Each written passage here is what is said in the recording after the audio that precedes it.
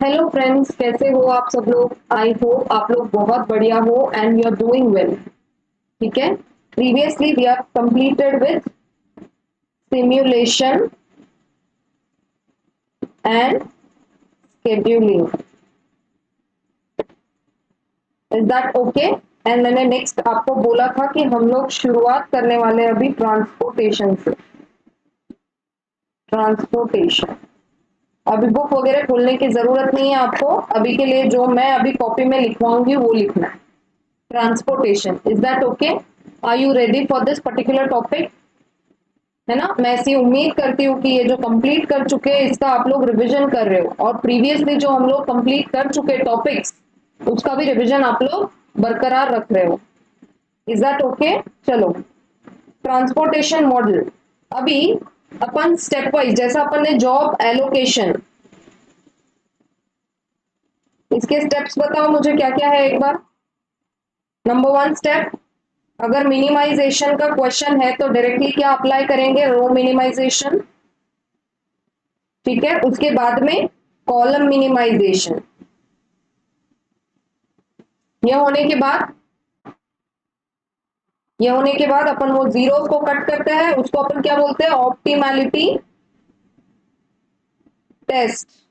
Optimality test में भी हम लोग क्या बोलते हैं, number of lines. Number of lines is equal to order of matrix. हाँ या ना। अगर ये जमता है तो आगे का हम लोग क्या कर देंगे फिर, असाइनमेंट। और असाइनमेंट तो आपको पता ही है ना किस तरीके से करते हैं। पर्टिकुलर रो या कॉलम में ढूंढते हैं कि कहीं पर सिर्फ सिंगल जीरो मिलता है क्या। सिंगल जीरो है तो अलॉट कर दो। और अगर समझो एक कॉलम में, एक पर्टिकुलर कॉलम में अगर एक जीरो है तो अलॉटमेंट हो गया। उस पर्टिकुलर रो को देखेंगे कि और कहीं जीरो है क्या, और उसको काट देंगे। क्योंकि हम लोग बोलते हैं दैट पर्टिकुलर रो और कॉलम, मतलब दैट पर्टिकुलर पर्सन और job is no more available for any other person और एनी अदर जॉब रेस्पेक्टिवली। ठीक है। अभी इसी तरीके का, मतलब इसी पैटर्न में है ट्रांसपोर्टेशन। ट्रांसपोर्टेशन क्या समझ में आता है ये वर्ड से। ट्रांसपोर्ट, गाड़ी बोलो, है ना, पहिए वाली गाड़ी बोलो, शिप बोलो, है ना। कुछ जहाज होता है ऐसा, कुछ तो ऐसा जहाज बोल लो, इसमें ऐसा नाव, और शिप से ट्रांसपोर्टेशन वगैरह। अच्छा, तो मैम इसमें हमको क्या करना है, देखो एक मैट्रिक्स बनाती हूँ अभी मैं। जैसा जॉब एलोकेशन में वो मैट्रिक्स होता है ना, वैसा ही यही यहाँ पर एक मैं मैट्रिक्स बनाती हूँ। ऊपर रहेंगे सारे वेयर हाउसेस। वेयर हाउसेस, ठीक है। उसको नाम दे देती हूँ मैं W1, W2, W3। अपने पास तीन वेयर हाउसेस है। ये मेरा अपना बनाया हुआ प्रॉब्लम है, अपने बुक में ढूंढना मत। सिंपल छोटा सा प्रॉब्लम लेके एक बार स्टेप्स डिसाइड कर लेंगे। स्टेप्स के बाद में आप लोग एक बार ट्राई करना बुक में जो क्वेश्चन गिवन है।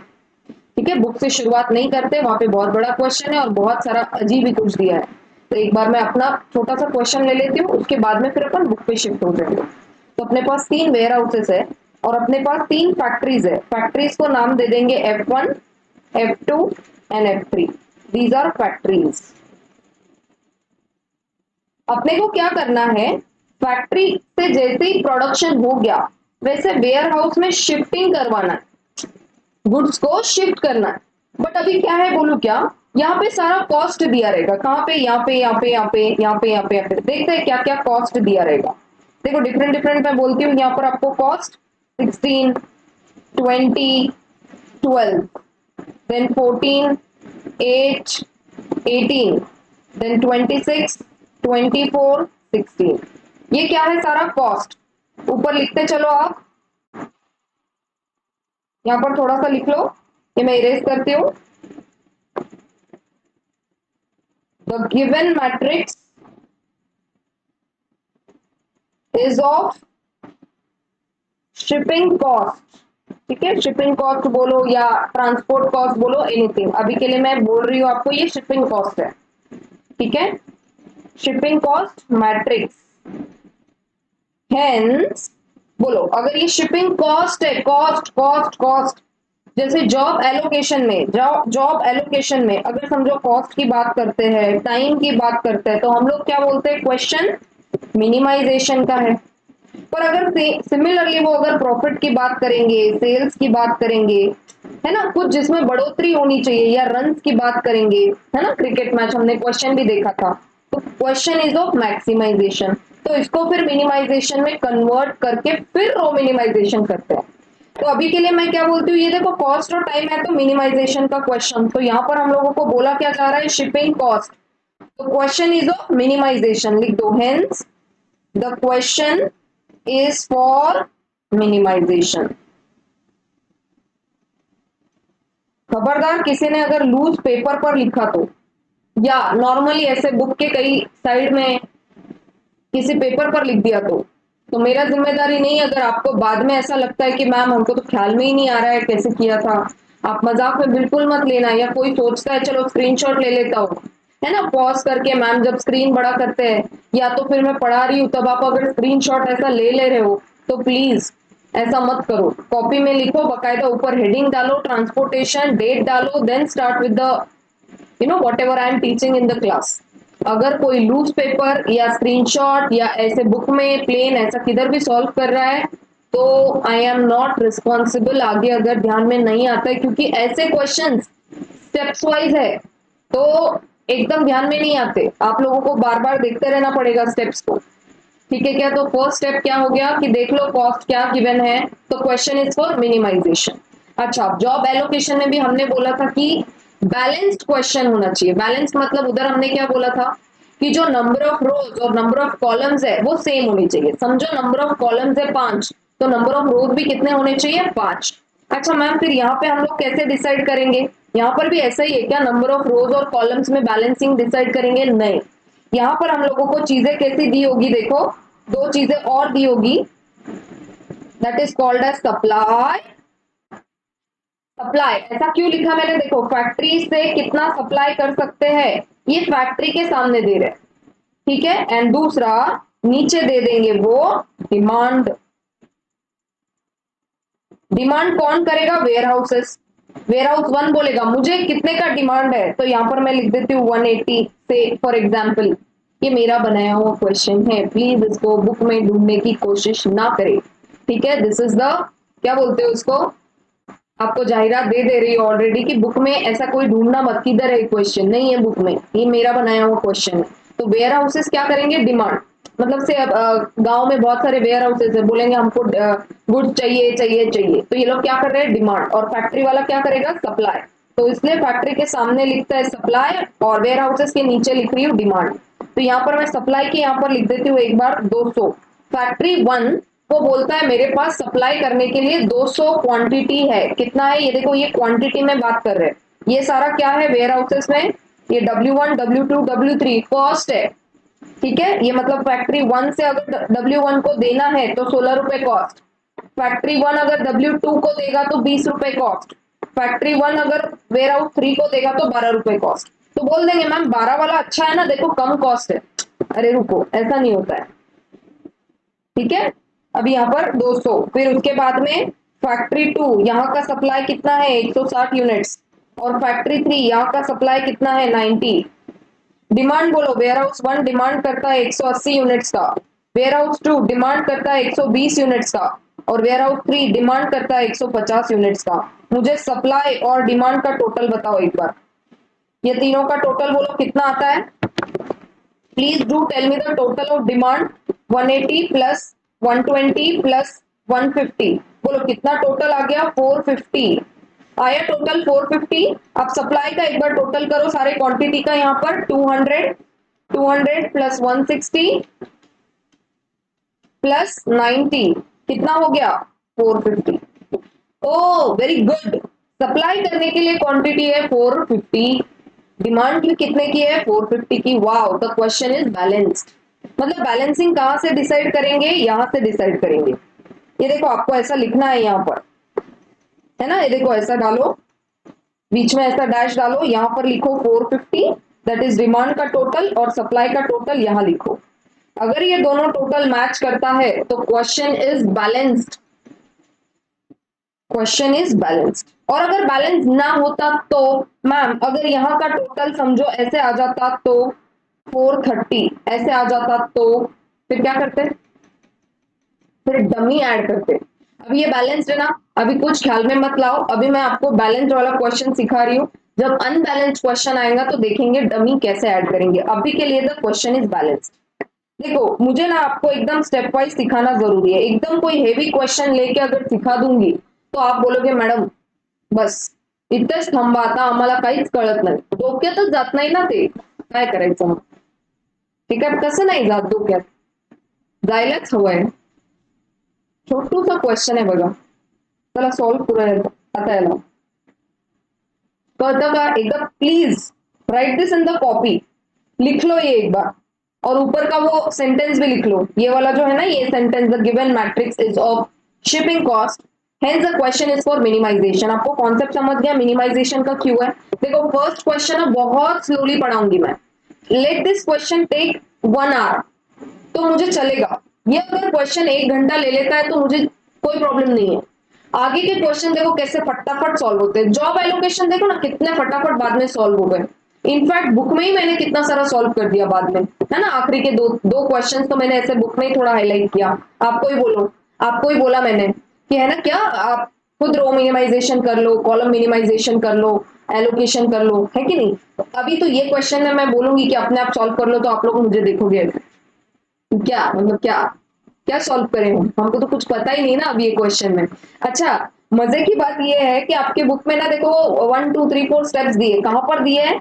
अगर आप बुक खोलोगे तो वहां पर दिया है, देखो वैम, वैम मेथड, उसको क्या बोलते हैं? वोगल्स, ऐसे लिखती हूं मैं, वोगल्स, वोगल्स अप्रोक्सीमेशन, अप्रोक्सीमेशन मेथड, इसलिए उसका नाम है वैम, VAM. अच्छा, इसके पहले के जो दो मेथड्स है ना एकदम खाली पीली है, वो कौन से मेथड्स है देखो, वो north west corner method, NWCM, बहुत इजी है. मतलब क्या है, ये क्वेश्चन आया तो आया एग्जाम में, नहीं तो नहीं आएगा. आपके बुक में तो शायद दिया भी नहीं है नॉर्थ वेस्ट कॉर्नर मेथड का. ठीक है, उसके स्टेप्स अपन एकदम एंड में डिस्कस कर लेंगे, एक आधा क्वेश्चन सॉल्व कर लेंगे, बहुत इजी है. लीस्ट कॉस्ट मेथड, ये भी एकदम इजी है. मतलब एकदम क्या, एकदम, अगर एक बार वैम समझ गया तो ये दोनों मेथड्स ऐसे लगेंगे मैम ये तो कुछ भी नहीं है, कैसे आएगा एग्जाम में. फर्स्ट स्टैंडर्ड का बच्चा इसको सॉल्व कर देगा. इंपॉर्टेंट इज दिस वैम, वैम, बोलो एक बार वैम. ओके, चलो कॉपी कर लो एक बार इसको, उसके बाद अपन आगे बढ़ेंगे और स्टेप्स भी लिखेंगे फिर. ठीक है,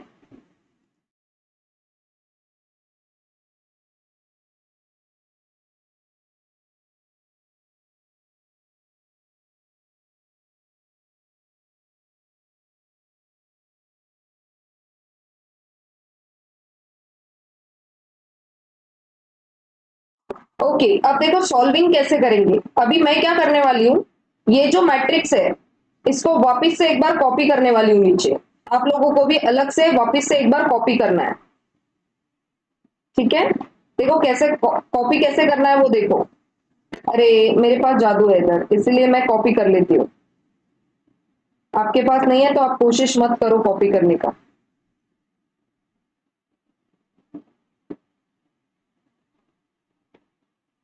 आप लोगों को पेन से लिखना पड़ेगा.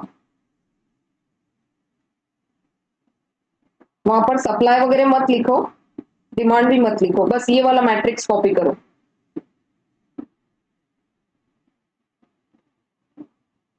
जल्दी.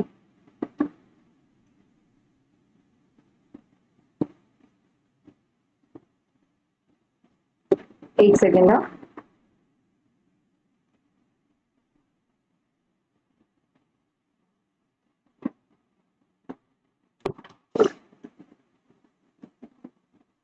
कॉपी कर लिया आप लोगों ने. अब देखो फर्स्ट स्टेप हम लोग क्या करने वाले हैं.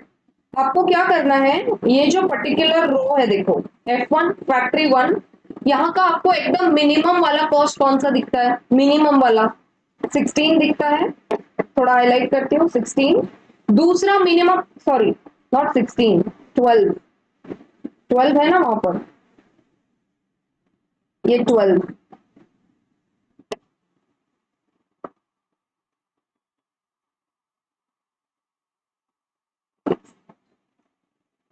वापस ये देखो फैक्ट्री 1, रो है।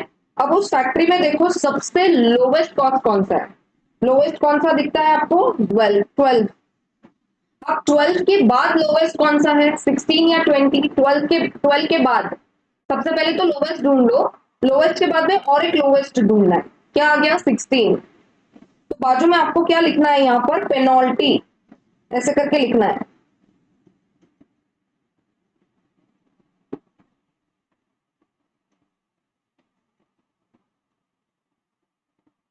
ऊपर लिखो पेनल्टी, बोलो पेनल्टी कितनी आएगी, इनका डिफरेंस लेना है, 12 माइनस 16 या 16 माइनस 12, बोलो कितना आता है, 16 माइनस 12, पेनल्टी 4 रुपए।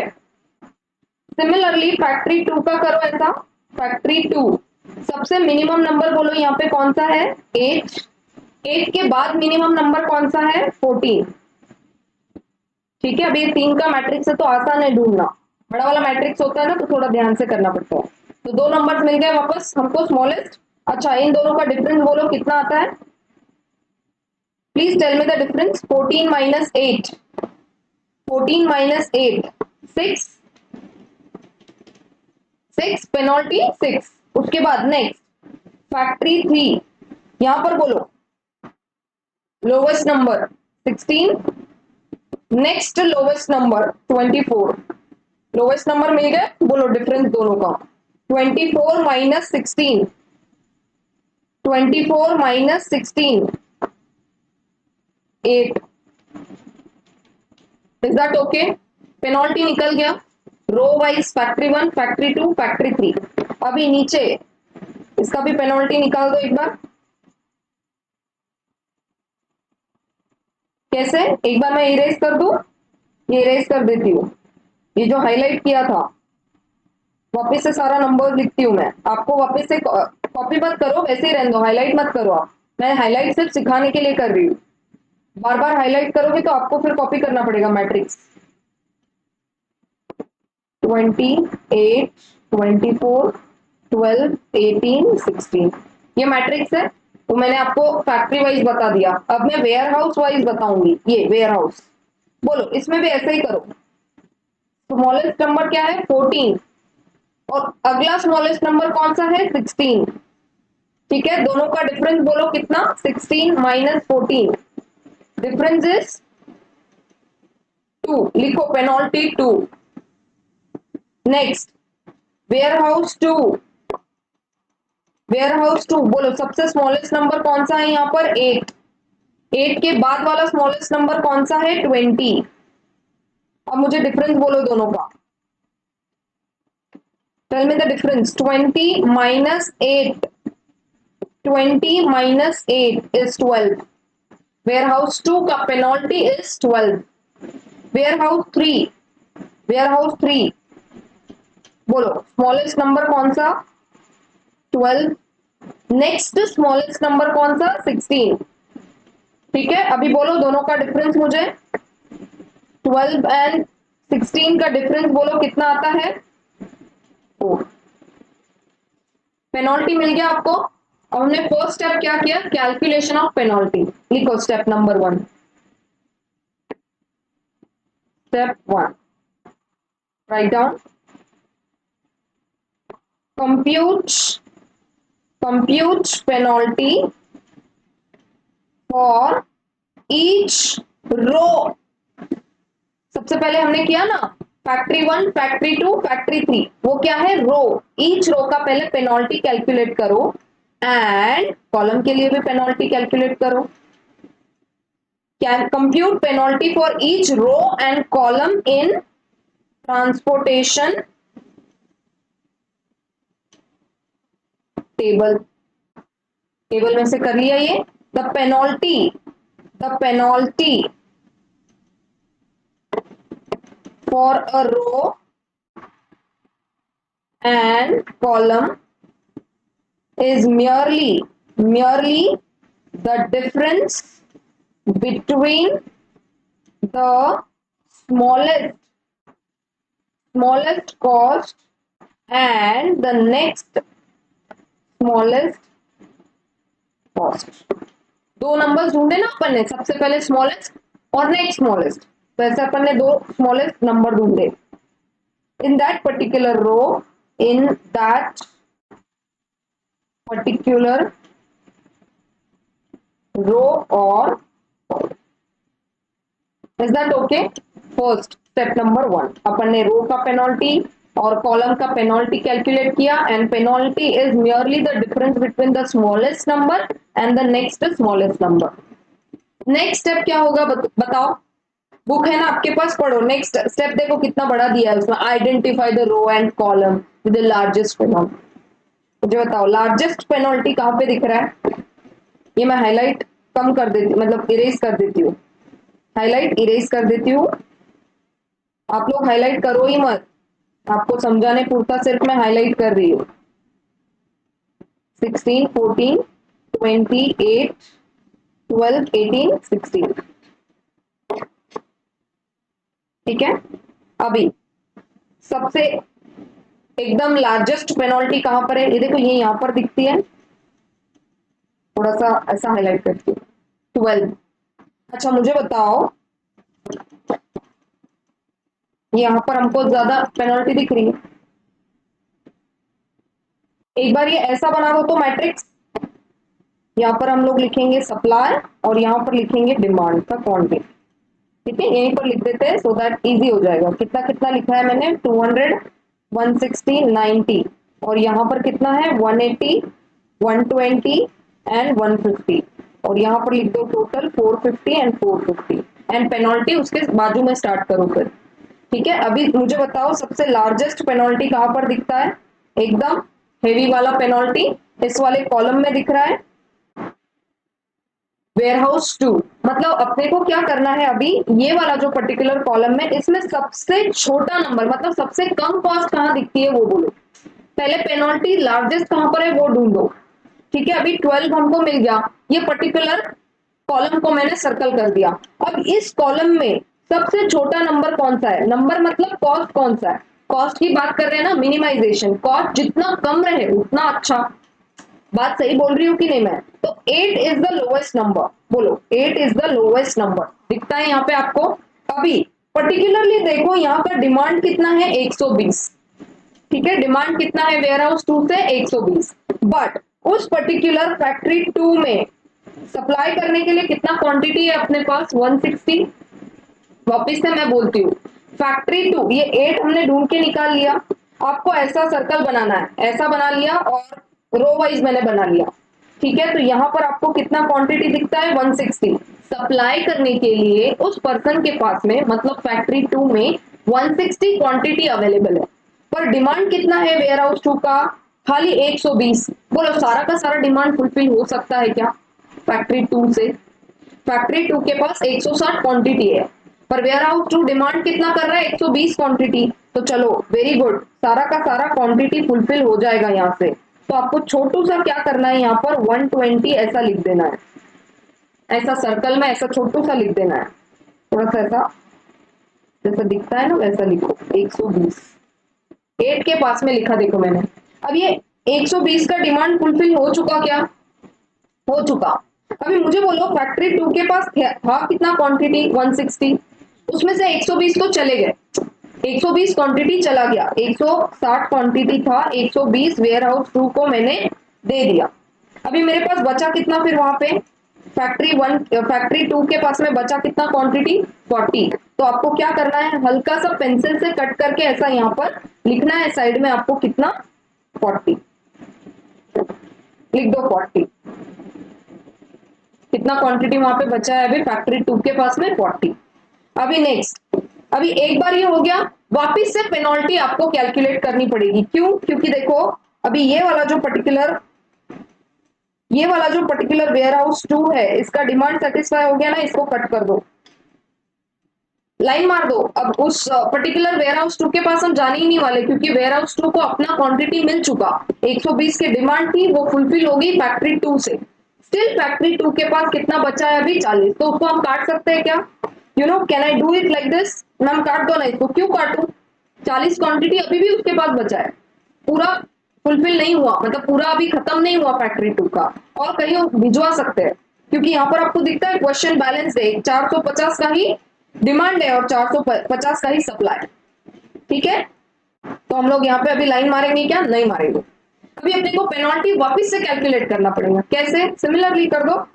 अभी अपने को वापस से ऐसा करना पड़ेगा, फैक्ट्री वन में स्मॉलेस्ट नंबर बोलो कौन सा है?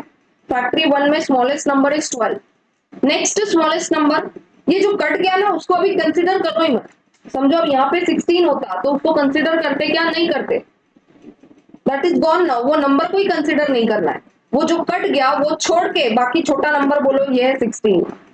तो पेनल्टी कितना आ गया वापस? 4। तो आपको क्या करना है अभी? ऐसा लाइन ड्रॉ करो, वापस से पेनल्टी लिखो। कितना हो गया पेनल्टी? 4। लिख दो 4। ठीक है, फैक्ट्री 2 बोलो कितना आएगा वापस? फैक्ट्री 2 का पेनल्टी बोलो मुझे। 8, 14 स्मॉलेस्ट नंबर है, नेक्स्ट स्मॉलेस्ट नंबर। दो ही ऑप्शन है, कहीं कहीं पर 5-6 ऐसे कॉलम्स एंड रोज होते हैं तो उसमें थोड़ा हेवी लगता है। अभी छोटू सा क्वेश्चन लिया ना तो ठीक है, ऐसे एडजस्ट करो। तो 14 माइनस 8 कितना हो गया?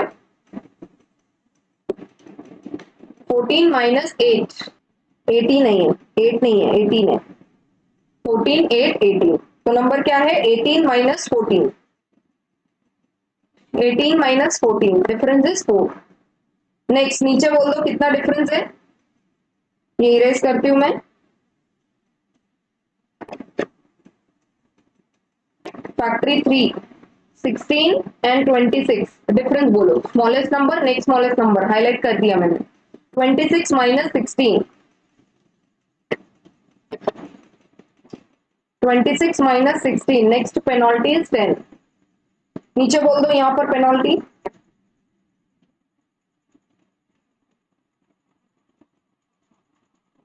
ट्वेंटी सिक्स एंड 16 लिख दो यहाँ पर। आप लोग ऐसा हाईलाइट मत करो, मैं कर रही हूँ, ऐसे एक्सप्लेन करने के लिए कर रही हूँ। बोलो इस पर्टिकुलर W1 कॉलम में क्या क्या है? Number 16 14 26, smallest number is 14, next smallest number is 16, penalty कितना? 2, लिख दो 2। अब ये वेयर हाउस 2 तो कैंसिल हो चुका ना, इसका कोई लेन देन ही नहीं है, तो यहाँ पर डाल दो dash, put a dash. Warehouse 3 penalty बोलो। वेयर हाउस 3 का penalty smallest number is 12, next smallest number is 16, again the penalty is what? अब ये फर्स्ट वाला छोड़ दो पेनल्टी, सेकंड पेनल्टी पे ध्यान दो। फर्स्ट वाला पेनल्टी में ये W2 का हमने कैंसिल कर दिया। सेकंड पेनल्टी बोलो, सबसे हाईएस्ट पेनल्टी कहां पे दिख रहा है? ये हाईलाइट में कैंसिल कर देती हूँ।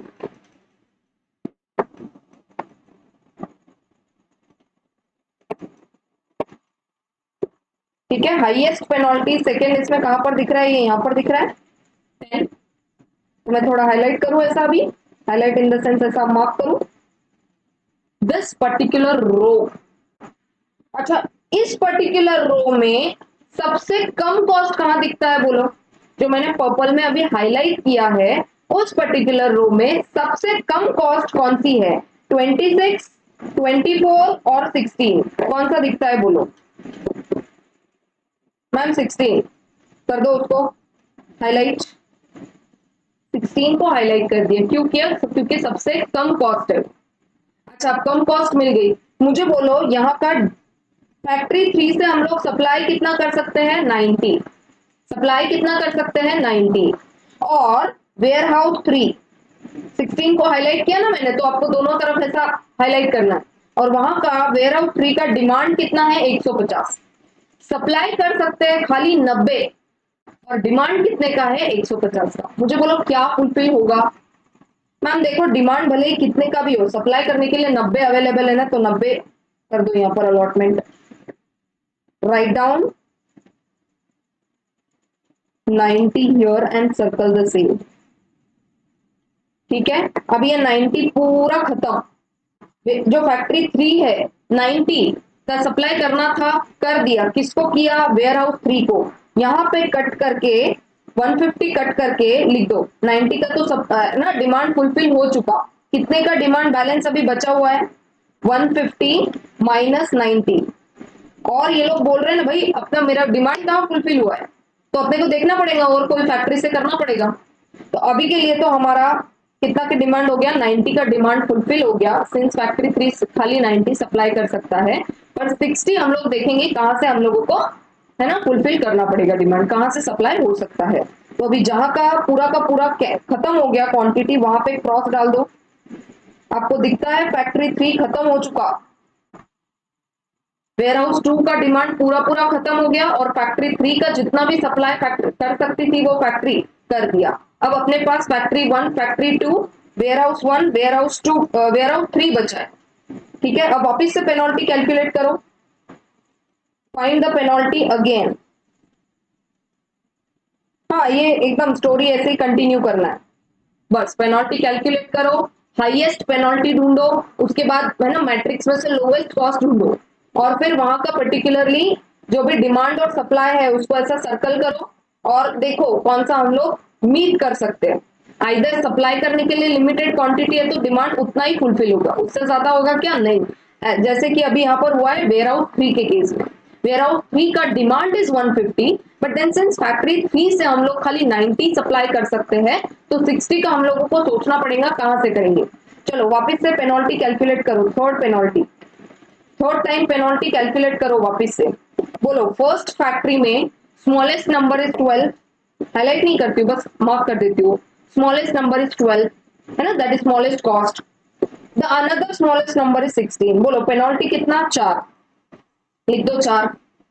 उसके बाद 14 माइनस 18, फैक्ट्री 2 में देखो 14 माइनस 18 कितना, 4, यहां पर तो डैश ही डाल देंगे ना, क्यों डैश डालेंगे, क्योंकि फैक्ट्री 3 कट हो चुका अभी है ना। अभी नेक्स्ट वेयर हाउस 1, यहां का मुझे बोलो पेनल्टी, थर्ड पेनल्टी बोलो, ये first penalty, second penalty, third penalty, बोलो 16 माइनस 14, क्योंकि F3 तो कैंसिल हो चुका, अभी दो ही नंबर अपने पास अवेलेबल है, सबसे छोटा number is 14, next smallest number available is 16, तो 16 माइनस 14 इज 2, वेयर हाउस 2 तो खत्म हो चुका, डैश डाल दो।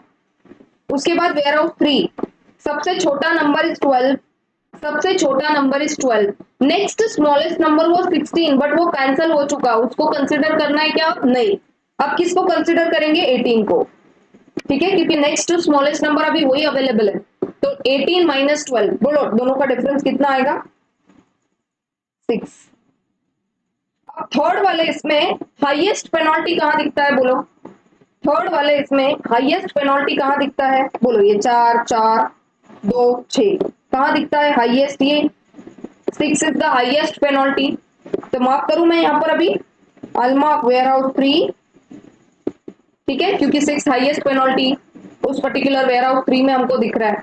अच्छा अब मुझे बताओ 16, ये तीनों में से, सॉरी ये दोनों में से, क्योंकि 16 तो अभी कंसिडर नहीं करेंगे, वो कैंसिल हो चुका, 12 एंड 18 सबसे छोटा कॉस्ट कौन सा है, उस पर्टिकुलर कॉलम में सबसे छोटा कॉस्ट कौन सा है, 12 इज द स्मॉलेस्ट कॉस्ट, ये दिखता है आपको 12, थोड़ा अलग नंबर से हाईलाइट करती हूँ 12। अब जो मैंने हाईलाइट किया है उस पर्टिकुलर कॉलम में भी उसको हाईलाइट कर दो, सप्लाई करने के लिए वहां पर क्वांटिटी कितना है, 200, सप्लाई करने के लिए वहां पर क्वांटिटी कितना है फैक्ट्री 1 से 200, बट उस पर्टिकुलर कॉलम में वेयर हाउस 3 में अपने को डिमांड कितने का है, खाली 60, डिमांड 60 का, सप्लाई करने को 200 क्वांटिटी, डिमांड 60 का, सप्लाई करने को 200 क्वांटिटी, बोलो क्या मीट करेंगे यहाँ पर, अरे सामने वाला सिर्फ 60 डिमांड कर रहा है, देखो यहाँ पर 150 का डिमांड था, ऑलरेडी 90 का डिमांड फुलफिल हो चुका, बचा कितने का, 60 का, वेयर हाउस 3 बोलता है खाली मुझे अभी 60 क्वांटिटी का है ना रिक्वायरमेंट है, उतना बोलो कहां से अरेंज हो सकता है, तो हो गया ना अरेंज, देखो यहाँ पे 12 रुपए में, और सप्लाई करने के लिए 200 क्वांटिटी, वेयर हाउस 3 बोलता है 200 नहीं चाहिए, खाली 60 चाहिए, लिख दो यहाँ पर छोटू सा साइड में लिख दो 60,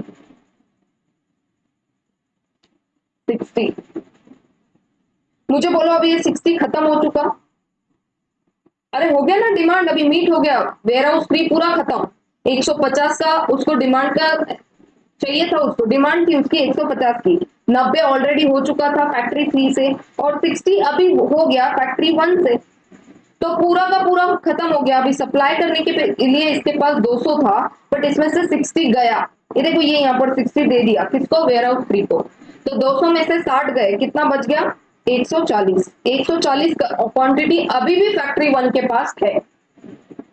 ठीक है, तो सबसे पहले जो खत्म हो चुका उसको कैंसिल कर दो। क्या खत्म हो चुका अभी? Warehouse 3, cancel this warehouse 3। बोलो बचे के ये दो ही नंबर्स बचे। अब देखो अलॉटमेंट कैसा कर सकते हैं हम लोग। सबसे पहले तो मुझे बोलो फैक्ट्री वन में ये 16 है और हम लोग सप्लाई कितना कर सकते हैं? 140। फैक्ट्री 1 से सप्लाई कितना कर सकते हैं? 140। इसको हाईलाइट करती हूं मैं अभी। 16 थोड़ा ऐसे करो, वेयर हाउस 1, ये फैक्ट्री 1। यहां से सप्लाई करने के लिए अवेलेबिलिटी है 140 की और डिमांड कितना है? 180 का। डिमांड 180 का, सप्लाई 140 कर सकते हैं। डिमांड 180 का और सप्लाई कितना कर सकते हैं? 140। बोलो क्या मीट होगा यहां से? 16 रुपए के कॉस्ट पे क्या मीट हो सकता है? 140 का सप्लाई। तो यहां पर मैं छोटू सा लिख देती हूँ 140। अरे ये पर चिल्ला चिल्ला के बोल रहा है वेयर हाउस वाला पर्सन, 1 वाला पर्सन की मेरा डिमांड तो 180 है, पर फैक्ट्री 1 वाला बोलता है यार मेरे पास 200 क्वांटिटी था, वेयर हाउस 3 को मैंने ऑलरेडी 60 दे दिया, अब मेरे पास बचा है खाली 140। मैं तुझे 140 क्वांटिटी ही दे सकता हूँ eight the cost of 16 rupees. तो फैक्ट्री 1 मतलब वेयर हाउस 1 बोलता है ठीक है यार, no problem, I will go to factory 2 now. Factory 2 बोलता है, यहाँ पर एक बार कैंसिल करके लिख दो, 140 का डिमांड फुलफिल हो चुका, कितने का बचा बैलेंस है अभी? 40 का।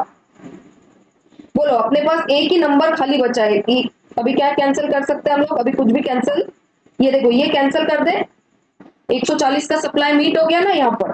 तो अभी क्या कैंसिल करना है अपने को? फैक्ट्री 1। सब उड़ गए देखो, वेयर हाउस 1 खाली बचा है, ये 14 नंबर बचा है खाली, बाकी सब कैंसिल हो गया। देखो ना 16 cancel, 20 cancel, 12 cancel, 8 cancel, 18 cancel, 16 cancel, 24 cancel, 16 cancel. कहीं पे भी कुछ भी अवेलेबिलिटी नहीं है। और अवेलेबिलिटी भी आप देखो, ये आप देख सकते हो, ये सब कैंसिल हो गया, ये कैंसिल हो गया, ये कैंसिल हो गया, यहाँ पे खाली 40 क्वांटिटी बचा है सप्लाई करने को। 40 क्वांटिटी बचा है फैक्ट्री 2 में और वेयर हाउस 1 को डिमांड कितने का है? 40 का। 40 का ही डिमांड, 40 का ही सप्लाई करने के लिए क्वांटिटी। वाह क्या मेल जम गया।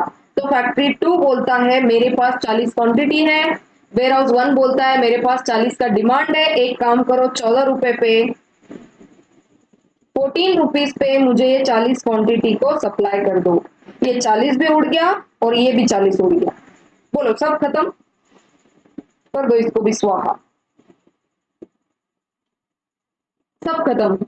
पूरा सप्लाई जितना करना था 104 450 क्वांटिटी और डिमांड 450 का, देखो सारा मीट हो गया क्या? एक बार ये जो रेड सर्कल किया है मैंने उसकी टोटल लगाओ एक बार, 140 प्लस 60 प्लस 40 प्लस 120 प्लस 90 लगाओ टोटल एक बार। 140 प्लस 60 प्लस 40 प्लस 120 प्लस 90 कितना हो गया टोटल? 450। सप्लाई करने के लिए 450 अवेलेबल था, डिमांड भी 450 का था, सब फुलफिल हो गया, अलग अलग cost. Do you get my point now? अभी एक बारी मैं क्या करती हूँ, इसी मैट्रिक्स को वापस से कॉपी करो,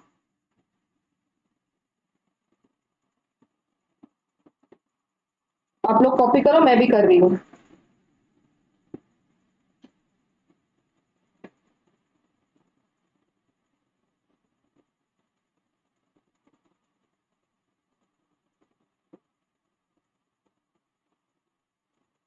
एक बार थोड़ा छोटा छोटा लिख देंगे अलॉटमेंट क्या क्या किया है हमने। ये देखो यहाँ पर 140 किया है, यहाँ पर 40 किया है, यहाँ पर 120 किया है, देन उसके बाद में यहाँ पर 60 किया है, देन यहाँ पे 90 अलॉटमेंट। तो जहां पर अलॉटमेंट हो चुका ना, मैं थोड़ा येलो हाईलाइट करती हूँ तो आपको अच्छे से समझेगा। इसको क्या बोलते हैं? Basic cells. इसको क्या बोलते हैं? Basic cells. और जो नॉन बेसिक सेल्स है वो क्या है? ये जिसको जहां पर हम लोग ना जिस कॉस्ट पे हम लोग अलॉटमेंट नहीं दे पा रहे उसको बोलते हैं नॉन बेसिक सेल्स। तो यहाँ पर मैं लिख देती हूँ आपको, जहां पर भी मैंने येलो हाईलाइट किया है उसके सामने लिख दो बेसिक सेल्स,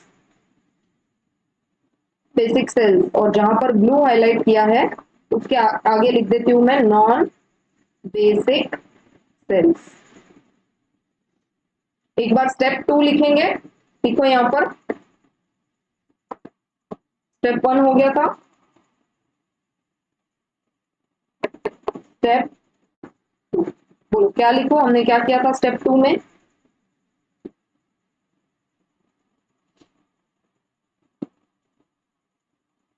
आइडेंटिफाई द रो और कॉलम, आइडेंटिफाई द रो और column with largest penalty, largest penalty। हम लोगों ने भी ऐसे ही किया, ठीक है। इन दिस आइडेंटिफाइड रो और कॉलम, जिस भी रो और कॉलम में अपन ने हाईएस्ट पेनल्टी कैलकुलेट किया है, choose choose the cell which has smallest cost।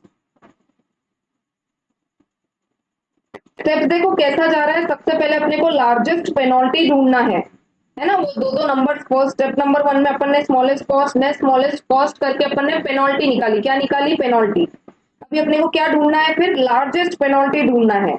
और जिस भी पर्टिकुलर रो या कॉलम में वो लार्जेस्ट पेनल्टी आया है, अब जैसे कि अपना लार्जेस्ट पेनल्टी सबसे पहला कहां पर आया था, ये देखो ये 12, मतलब कॉलम में अपना लार्जेस्ट पेनल्टी आया था। उस कॉलम को एक बार ऐसा सर्कल कर दो। उस सर्कल वाले कॉलम में अपने को ढूंढना है सबसे छोटा नंबर कौन सा है। कौन सा नंबर था?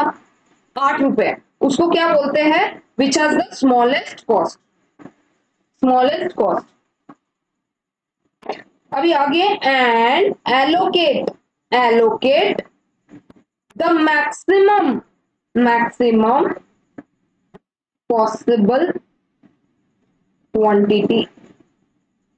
ऐसे किया अपन ने ढूंढा, फिर सप्लाई कितना है, डिमांड कितना है, और उसको एकदम मैक्स टू मैक्स जितना हम लोग दे सकते हैं दे दिया। जैसे कि देखो 8 रुपए में डिमांड थी 120 की, और सप्लाई कितने का कर सकते थे? 160 का। तो अपन मैक्सिमम पॉसिबल क्या कर सकते हैं भाई? जितने का डिमांड है उतना सारा फुलफिल कर दो। डिमांड ही 120 का है तो उसको थोड़ी जबरदस्ती बोलेंगे नहीं नहीं 160 रख ले। अरे डिमांड 120 का है ना, तो उसको 120 ही दो। तो मैक्सिमम पॉसिबल अलॉटमेंट क्या है? 120 क्वांटिटी हम लोगों ने अलॉट कर दी at the cost of ₹8 from factory 2 to warehouse 2। अब वेयर हाउस 2 का पूरा डिमांड फुलफिल हो चुका, बट फैक्ट्री 2 में अभी भी क्वांटिटी बचा है। मतलब 160 था अवेलेबिलिटी, 120 दे दिया, बचा कितना? 40। तो कट करके साइड में छोटा सा लिखना है 40 रुपया। ठीक है, यहां पर लिख दो, allocate the maximum possible quantity to the lowest cost cell. यहां पर आप लोग फॉर एग्जांपल लिख सकते हो 8 रुपीज। मैक्सिमम पॉसिबल क्वांटिटी कितना हो गया? 120। थोड़ा लिख दो ऐसा अगर आपके इंफॉर्मेशन के लिए लिखना है तो। ठीक है, नेक्स्ट, इन दैट रो और column so as to exhaust either the supply at a particular source। Source क्या होता है? Factory 1, factory 2, factory 2, warehouse 1, warehouse 2, warehouse 3। This is called as source. At that particular source और satisfied demand at warehouse। तो अपन ने क्या कर दिया, यहां पर अपने को दिखता है कि मैक्सिमम पॉसिबल 120 दे सकते हैं, तो हम लोगों ने क्या कर लिया? एट द कॉस्ट ऑफ ₹8 हम लोगों ने डिमांड को फुलफिल कर लिया। किसके? वेयर हाउस 2 के। ठीक है,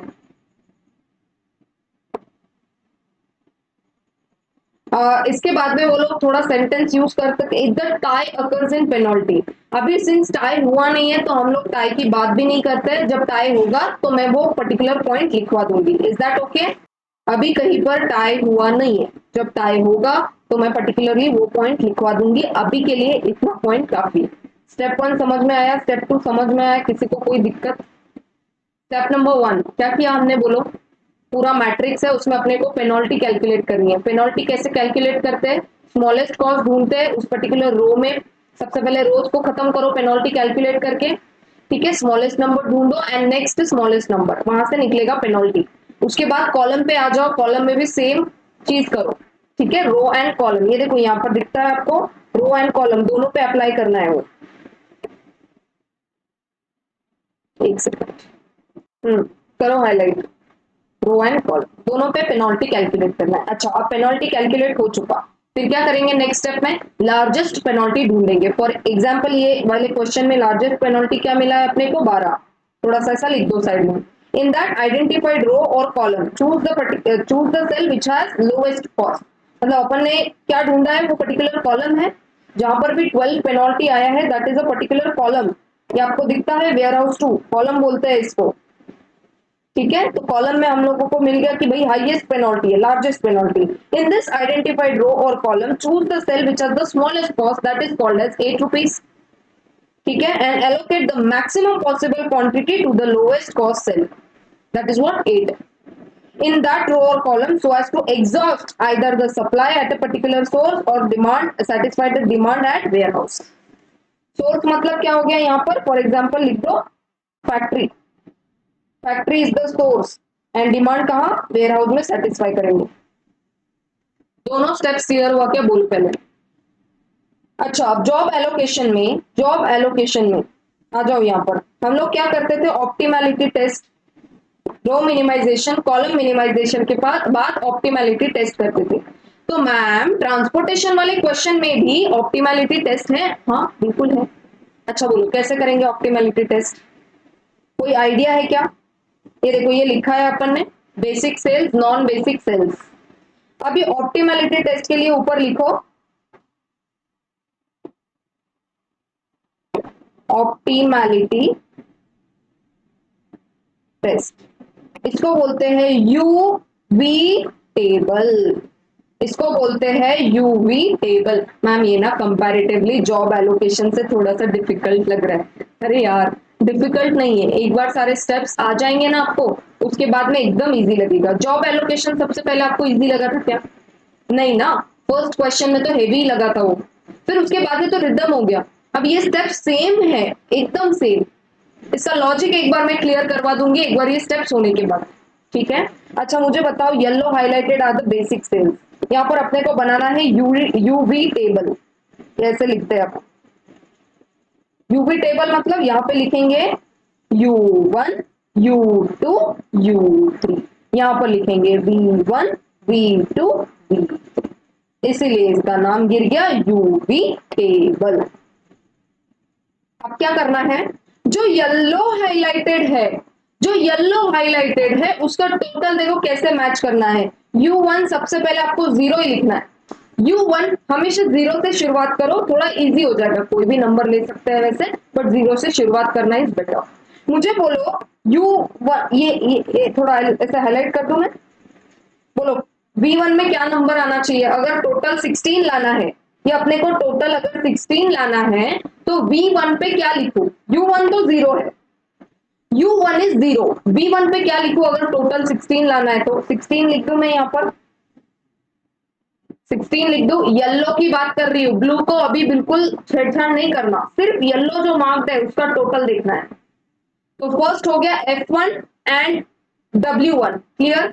अच्छा नेक्स्ट, अभी सिंस अभी येलो मार्क्ड है क्या, और कोई नंबर देख लो यहाँ पर, W1 में 16 तो क्लियर हो गया, पर और एक येलो मार्क्ड है ना बेसिक सेल 14।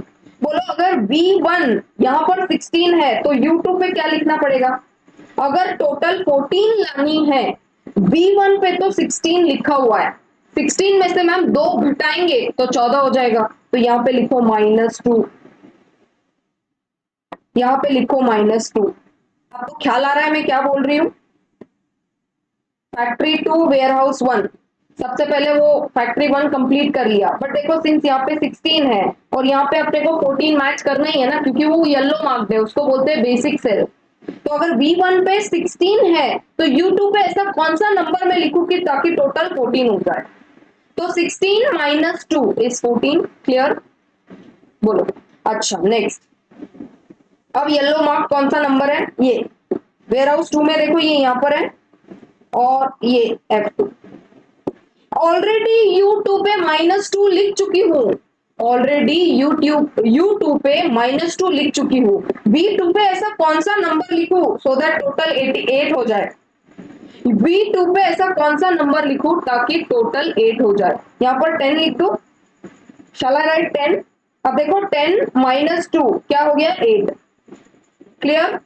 अब उस पर्टिकुलर ये कॉलम में देखो, यहाँ पर कहीं पे ये दोनों हो गया, कहीं पर और येलो मार्क कुछ दिख रहा है, कहीं पर और कुछ येलो मार्क दिख रहा है क्या? हाँ, ये तो क्लियर हो चुका ना, देखो -2 16 ये क्लियर हो चुका। यहाँ पे तो ये नॉन बेसिक सेल्स है, तो कुछ लेन देन है क्या अभी इनका? नहीं। चलो कट करती हूँ मैं, येलो कहीं पे और है नहीं। अच्छा, अब यहाँ पे देखो येलो यहाँ पे दिख रहा है 12, थोड़ा हाईलाइट करती हूँ मैं। वेयर हाउस 3 यहाँ पे और यहाँ पे हाईलाइट कर रही हूँ। U1 ऑलरेडी 0 लिखा हुआ है, U1 पे ऑलरेडी 0 लिखा हुआ है। V3 पे ऐसा कौन सा नंबर लिखूं ताकि टोटल 12 हो जाए? V3 पे ऐसा कौन सा नंबर लिखूं कि टोटल 12 हो जाए? 0 ऑलरेडी गिवन है U1 पे, U1 इज 0, V3 पे मैं 12 लिख दूं, यहां पे मैं 12 लिख दूं, तो 12 प्लस 0 इज 12। ठीक बात है? हाँ, ओके, इसको इरेज कर देती हूँ। अब बचा क्या? ये देखो ये येलो मार्क दिख रहा है, इसको हाईलाइट करती हूँ। अब बोलो V3 पे 12 ऑलरेडी लिखा हुआ है, V3 पे 12 ऑलरेडी लिखा हुआ है, U3 पे ऐसा कौन सा नंबर लिखूं कि टोटल 16 हो जाए? U3 पे ऐसा कौन सा नंबर लिखूं ताकि टोटल 16 हो जाए? बोलो जल्दी। U3 पे मैं लिख दूं 4, देखो 12 प्लस 4 इज 16, 12 प्लस 4 इज 16। देखो सारा एक बार टैली कर लो, 0 plus 16 is 16, 16 minus 2 is 14, okay, 10 minus 2 is 8, correct, 12 plus 0 is 12, 12 plus 4 is 16। सारा येलो मार्क हो गया क्या? बेसिक सेल्स को कवर कर लिया क्या? यूवी टेबल, इसीलिए इसको बोलते हैं यूवी टेबल। मैम हो गया फिर ऑप्टिमैलिटी टेस्ट? नहीं, अभी नहीं हुआ। फिर क्या करेंगे? ओ, एक स्टेप रह गया, एक स्टेप पहले तो ये एक बार देख लो, एक स्टेप रह गया अपना बीच में, तो मैं एक बार लिखवा देती हूँ, प्लीज राइट डाउन। छोटू सा है, कुछ ज्यादा नहीं है। सॉल्यूशन फिजिबल है कि नहीं वो देखना है, तो कैसे देखेंगे? अभी के लिए तो फिजिबल है, सिर्फ ऊपर थोड़ा सा लिख लो। ये ऐसा देखो, as number of basic cells, yellow mark कितने सेल्स है बोलो? 1 2 3 4 5, 5 येलो मार्क सेल्स है, लिख दो यहाँ पर as number of basic cells 5। अच्छा मैम हो गया, इसका एक फॉर्मूला है m plus N minus 1। m plus N क्या है? m इज समझो कॉलम, कितने कॉलम है? 3। n कितने रोज है? 3।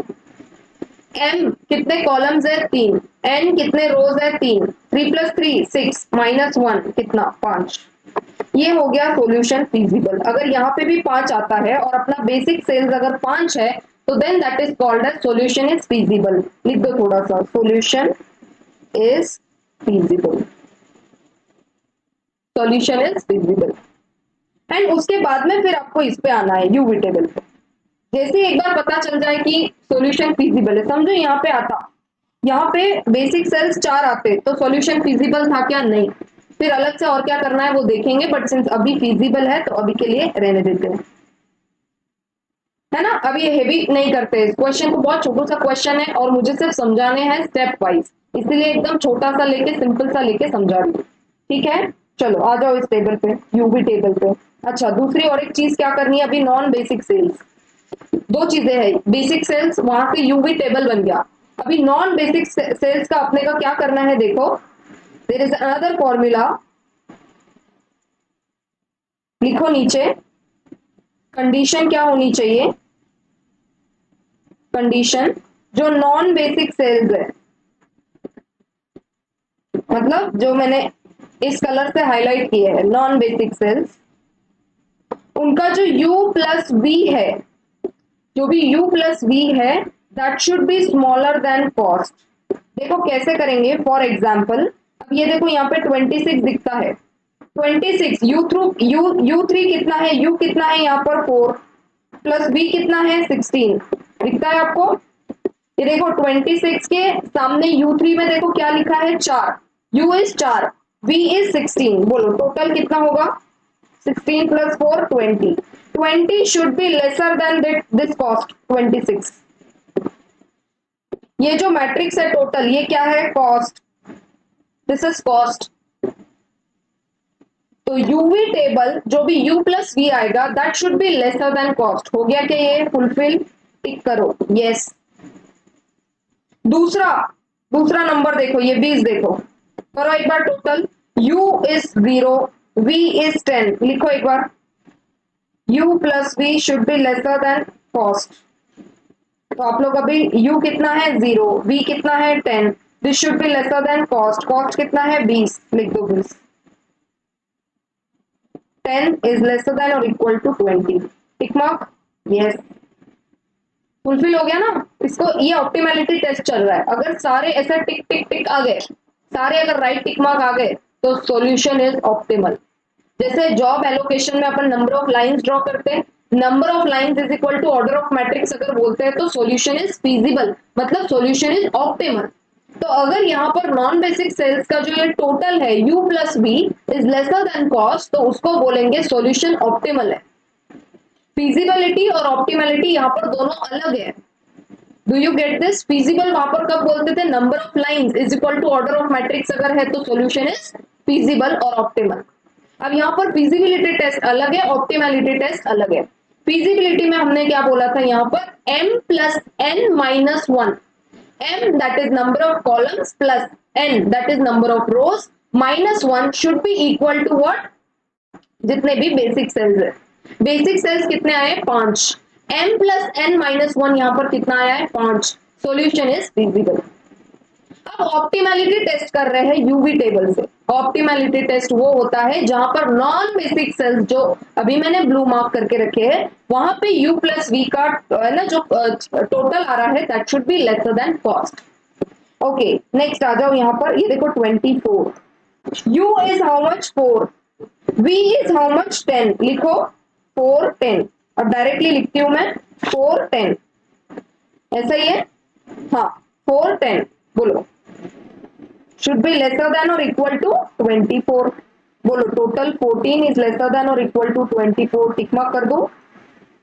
ऑप्टिमैलिटी हो गया, यहां पर भी टेस्ट क्लियर। अभी नेक्स्ट नंबर कौन सा है 12, u is 0, v is 12, लिख दो u is 0, v is 12, it's lesser than or equal to cost that is 12, तो 12 is lesser than or equal to 12, lesser than or equal to समझता है आपको, है ना, एक तो इक्वल होना चाहिए नहीं तो लेसर होना चाहिए, बोलो इक्वल और लेसर है क्या, हाँ कर दो tick mark, right tick mark. Next और एक कुछ बचा है क्या, नॉन बेसिक सेल अपना, हाँ देखो 18 बचा है, नहीं नहीं नॉन बेसिक कहां पर है ये, सॉरी सॉरी सॉरी एक सेकेंड कट करो इसको, ये तो इक्वल आएगा ही ना, बेसिक सेल का हमने टोटल ही उस तरीके से किया है, sorry the non basic cell is 18, है ना गलती से हो गया वो तो टोटल आएगा ही ना क्योंकि टोटल लगाया ही उस तरीके से अपन ने, ठीक है तो बोलो 18, यहाँ पर ये नॉन बेसिक सेल है, लगाओ total -2, u is -2, v is 12, लिखो -2 प्लस 12 लेसर देन और इक्वल टू 18, बोलो क्या आएगा answer, 12 minus 2 10 is lesser than और इक्वल टू 18, बोलो हाँ या ना, है ना। ऑप्टिमैलिटी टेस्ट डन, बोलो सारा हो गया क्या, यहाँ पर देखो मैंने रेड सर्कल किया है, 26 हो गया, 20 हो गया, 24 हो गया, 18 हो गया, चारों के जगह पे भी टिक आ गया, राइट टिक मार्क आ गया, देयरफॉर सॉल्यूशन इज ऑप्टिमल। तो लिखो एज द कंडीशन, यहाँ पर लिखो as the condition that for all non basic cells u plus v should be lesser than or equal to cost is satisfied. Satisfied. The solution is optimal. यहाँ पर ये दोनों test अलग है, feasibility अलग, ऑप्टिमैलिटी अलग। जॉब एलोकेशन में एक ही टेस्ट था, number of lines is equal to order of matrix, feasibility भी वही था और सॉल्यूशन ऑप्टिमल है कि नहीं वहीं से पता चलता था। यहाँ पर फिजिबल कैसे पता चलेगा, m plus n minus one से, मतलब m number of columns n number of rose minus one, ये करेंगे इज इक्वल टू अगर बेसिक सेल्स का टोटल मतलब जितने भी नंबर ऑफ बेसिक सेल्स आए उसका टोटल अगर मैच करता है तो सॉल्यूशन इज फिजिबल। उसके बाद ऑप्टिमैलिटी टेस्ट करना है। Optimality test is UV table, सारे जितने भी बेसिक सेल्स है वहां से अपने को ये यूवी टेबल मिलेगा, है ना, U1 U2 U3 V1 V2 V3। ठीक है, सिंस यहाँ पे 3 रोज 3 कॉलम है तो ऐसा कुछ आया है। कहीं कहीं पर 7-8 है ना रोज और कॉलम्स का अगर आ गया तो बहुत सारे यू और वीज आएंगे। ठीक है, तो वहां पे थोड़ी दिक्कत हो जाती है। जो भी नॉन बेसिक सेल्स है उसका ऑप्टिमैलिटी टेस्ट कैसा होगा, u plus we should be lesser than cost. ठीक है, हो गया। यहाँ पर देखो the as the condition for that for all non basic cells u plus v is lesser than और equal to cost, that is satisfied, the solution is optimal. अब क्या करना है, जब सॉल्यूशन ऑप्टिमल है तो अब ट्रांसपोर्टेशन शेड्यूल बनाओ। ट्रांसपोर्टेशन शेड्यूल कैसा बनाएंगे, अपने पास फैक्ट्री अवेलेबल है, अपने पास वेयर हाउसेस अवेलेबल है। बोलो फैक्ट्री कौन सी अवेलेबल है अपने पास, या ऐसा कुछ अलॉटमेंट आया है अपना। ये देखो फैक्ट्री वन से वेयर हाउस वन में कितना क्वांटिटी ट्रांसपोर्ट करना है, 140 quantity at the cost of ₹16। लिख दो F1W1, लिखो यहाँ पर factory F1 ware house W1 कैसे लिखेंगे, quantity cost per unit, cost per unit and total cost. Quantity कितना बोला मैंने 140 और कॉस्ट प्राइस कितना है 16, टोटल बोलो 140 इंटू 16 2240, 140 इंटू 16 करो एक बार। दूसरा निकालो, दूसरा अलॉटमेंट कहां से कहां हुआ है देखो एक बार, आ जाओ ऊपर। देखो F1 से और कहां पर हुआ है, W3 में। F1 से W3 में कितना quantity 60 quantity at the cost of ₹12। लिखो फैक्ट्री F1 से लेकर W3 में कितना क्वांटिटी 60, कॉस्ट प्राइस कितना 12, 60 इंटू 12 720, 60 इंटू 12 720। अच्छा नेक्स्ट आ जाओ, अब फैक्ट्री 2 में आ जाओ। फैक्ट्री 2 किसको किसको सप्लाई कर रहा है, W1 को कितना quantity 40 quantity at the rate of 14, और फैक्ट्री 2 W2 को भी सप्लाई कर रहा है कितना quantity 120 quantity at the rate of 8। आपको दिखता है फैक्ट्री 2 में अपने पास अवेलेबल क्वांटिटी कितना है, फैक्ट्री 2 में अवेलेबल क्वांटिटी कितना है 160। बोलो 160 चला गया क्या, ये देखो 120 अपन W2 को दे रहे हैं, 40 अपन W1 को दे रहे हैं, खत्म 160 क्वांटिटी, एकदम आसान है। लिख दो फिर 40 quantity at the rate of 14, 120 quantity at the rate of 8। लिख दो F2 से W1 कितना क्वांटिटी जा रहा है 40 quantity at the rate of 14, total 560, total 560। Next F2 से और कहां जा रहा है, W2 में भी जा रहा है, कितना quantity 120 quantity at the rate of 8, 120 into 8 960, 120 into 8 960। अभी फैक्ट्री 3 F3 बचा हुआ है ना, F3 से कहा हम लोग भिजवा रहे हैं क्वांटिटी वेयर हाउस 3 में। अपने पास सप्लाई करने को कितना क्वांटिटी था यहाँ पे 90, और 90 खत्म, किसको दे रहे हैं वेयर हाउस 3 को, quantity 90 at the rate of 16। लिख दो F3 to warehouse 3 90 quantity at the rate of 16।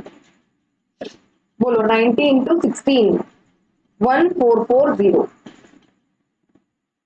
1440 total लगाओ एक बार, 2240 प्लस 720 प्लस 560 प्लस 960 प्लस 1440, कितना टोटल 5920। लिख दो यहाँ पे total minimum transportation cost.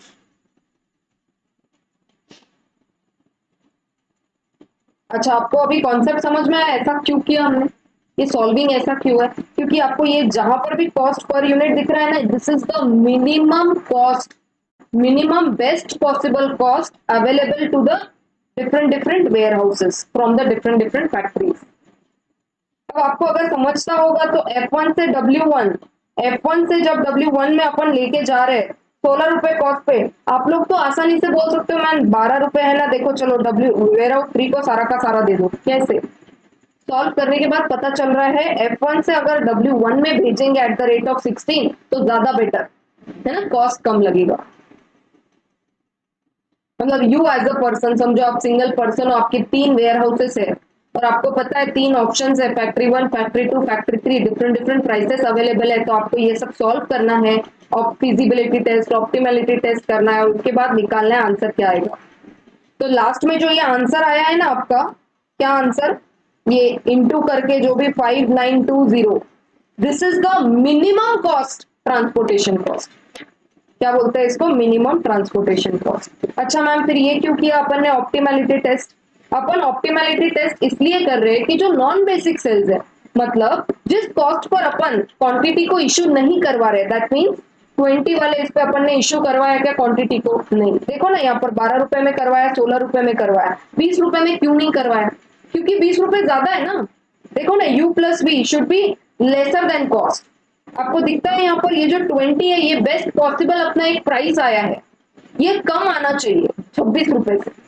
Is that okay? अब देखो ये यहाँ पर ये 26 है, समझो देखो ये वेयर हाउस 2, वेयर हाउस 1 ने F1 से खरीदा, F2 से खरीदा, उसने F3 से क्यों नहीं खरीदा? लॉजिकली देखो ना, वेयर हाउस 1 वाला जो यहाँ पे पर्सन है उसको 16 रुपए में मिल जा रहा है, सबसे पहले तो 14 में बेस्ट थोड़ी क्वांटिटी मिल गई उसको 40, चलो अब बची हुई क्वांटिटी उसको F1 से मिल गई 14 और 16 रुपए में।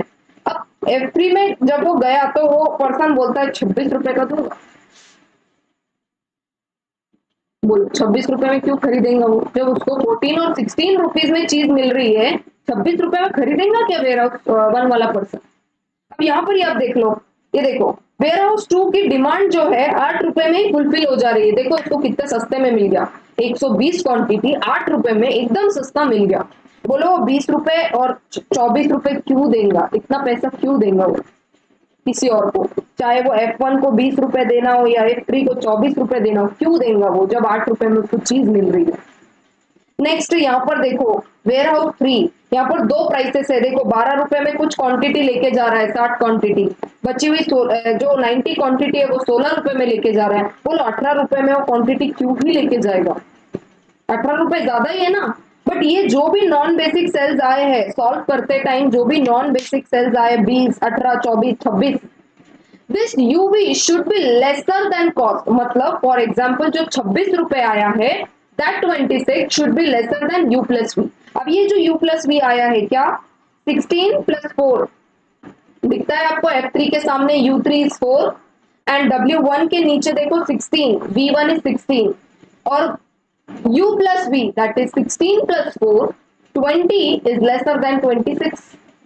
बोलो उसका तो फायदा ही है, मतलब अगर वो मैक्स टू मैक्स अफोर्ड कितना कर पाएगा, 20 रुपया, 20 रुपया से ऊपर उसको नहीं देना है, तो क्या 20 रुपया, 20 रुपये is the best possible price, 20 रुपए तक का उसको कोई भी प्राइस चलेगा, उसका कहने का मतलब है। अब 20 रुपए के ऊपर है 26, तो बोलो ये फिजिबिलिटी हो गया क्या, 20 रुपए के नीचे नीचे उसको सारा मटेरियल मिल जा रहा है, एक मैंने थोड़ी क्वांटिटी 16 में, थोड़ी क्वांटिटी 14 में, जम गया उसका मामला। पर देखो 26 रुपए, अगर ये ऐसा आता 27 इज लेसर देन और इक्वल टू 26, अगर ऐसा आता, समझो पेन इज डिस्चार्ज, समझो थोड़ा सा ओरली समझा रही हूँ, समझ लो। अगर समझो u प्लस वी 27 आता, कितना 27, 27 इज लेसर देन और इक्वल टू 26 है क्या? नहीं। तो देखो कंडीशन फुलफिल नहीं होती तो हम लोग क्रॉस करते, सिंस अभी के लिए कंडीशन फुलफिल होती है तो हम लोगों ने क्या लिखा है, 20 इज लेसर देन और इक्वल टू 26। सिमिलरली आप अगर नेक्स्ट देखोगे W2 के वहां पर 20 को मैंने सर्कल किया है, तो 20 के वहां पर U1 कितना है 0 और V2 कितना दिया हुआ है 10, है ना, 20 के नीचे देखो ना एकदम ऐसा वर्टिकली हॉरिजॉन्टली देखो, थोड़ा वर्टिकली हॉरिजॉन्टली, 20 के आगे U1 लिखा है और 20 के नीचे V2 लिखा है, दोनों का टोटल मारो एक बार। 10 plus 0 is 10, 10 is less than 20, अपना सॉल्यूशन इज ऑप्टिमल। नेक्स्ट 24 को देखो, 10 plus 4 that is 14 is lesser than equal to 24, correct है। नेक्स्ट 18 को देखो, 12 minus 2 that is 10 is lesser than और इक्वल टू 18।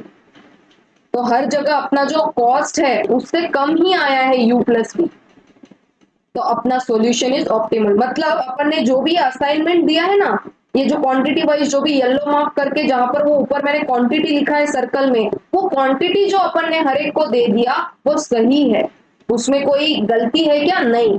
और अपना आंसर क्या आ गया? ये 5920, 5920, this is the minimum transportation cost. अगर मैम ऐसा होता कि ये हर जगह टिक नहीं आता और कहीं पर क्रॉस आ जाता, तो अपने को बनाना पड़ता क्या, थोड़ा सा और इम्प्रूव्ड मैट्रिक्स। जैसे जॉब एलोकेशन में अगर number of lines is not equal to order of matrix, तो हम लोग इम्प्रूव्ड मैट्रिक्स बनाते थे, वैसा ही यहां पर भी अपने को इम्प्रूव्ड मैट्रिक्स बनाना पड़ता है। और वापस से यूवी टेबल बना के ऑप्टिमैलिटी टेस्ट करना पड़ता है, जब तक कि u plus v is not equal to, है ना, इज इक्वल टू कॉस्ट नहीं आता है, लेसर देन और इक्वल टू कॉस्ट नहीं आता है। कहीं पर भी अगर u plus v is not equal to cost अगर आया, मतलब not lesser, u plus v is not lesser than और इक्वल टू कॉस्ट अगर आया, तो अपने को इम्प्रूव्ड मैट्रिक्स बना के उसको सही करके वापिस से यूवी टेबल बना के u plus v is equal to cost और हर जगह टिक मार्क आना चाहिए। Do you get this? यहां तक क्लियर है? अब जो भी स्टेप्स है ना वो मैं फटाफट लिखती हूँ, स्टेप्स लिख लो एक बार। स्टेप 2 हो गया ना, स्टेप 3 लिखो अब। स्टेप 3, एक second.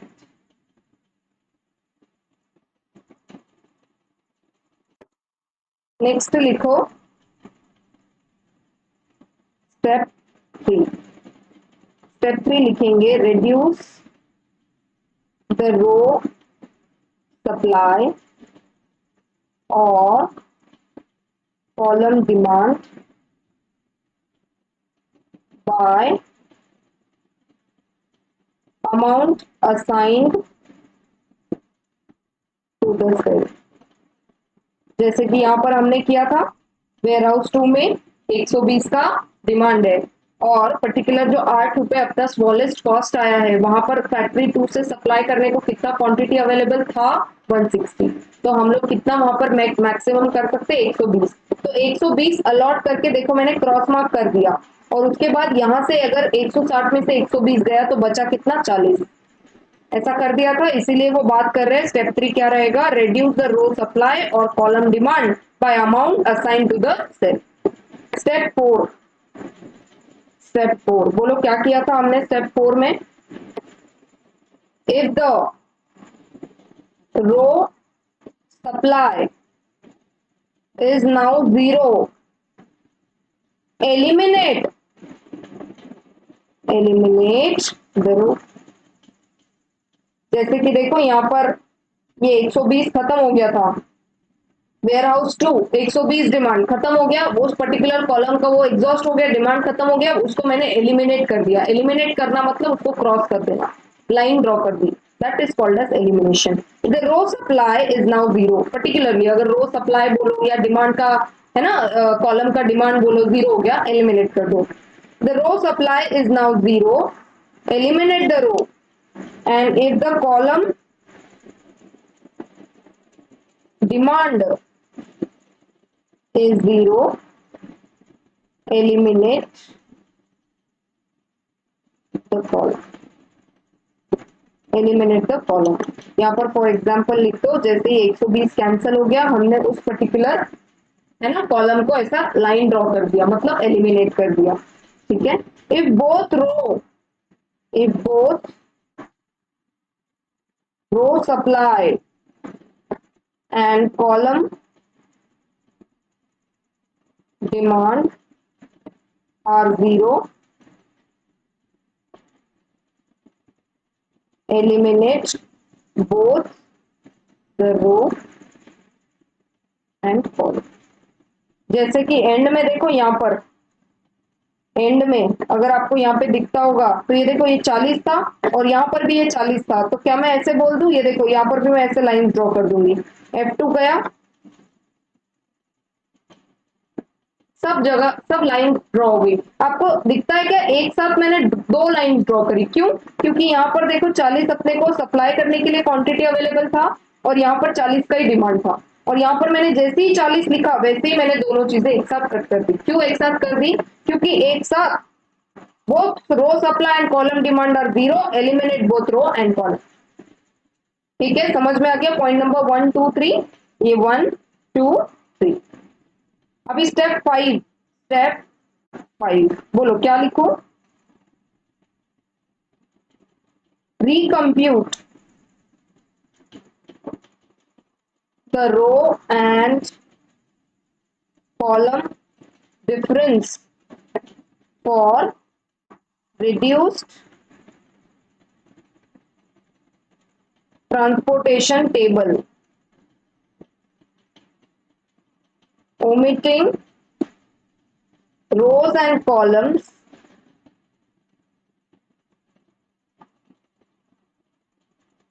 crossed out in preceding steps। अब ये यूवी टेबल की बात कर रहे हैं, ठीक है क्या, जो भी नॉन बेसिक सेल्स है अपने को रिकम्प्यूट करके देखना है कि u plus v lesser than cost आता है क्या। ठीक है, उसके बाद में step number 6, repeat the above procedure until the entire supply at the factories are exhausted to satisfy the demand at different warehouses। लिख दो स्टेप नंबर 6।